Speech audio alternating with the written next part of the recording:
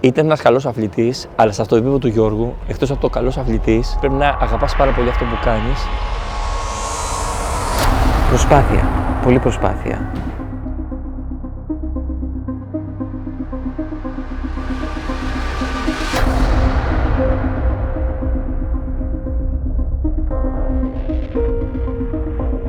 Πρέπει να σκληραγωγηθείς. Αφού έχει επιλέξει αυτό το δρόμο. Για τη γραμμή του τερματισμού.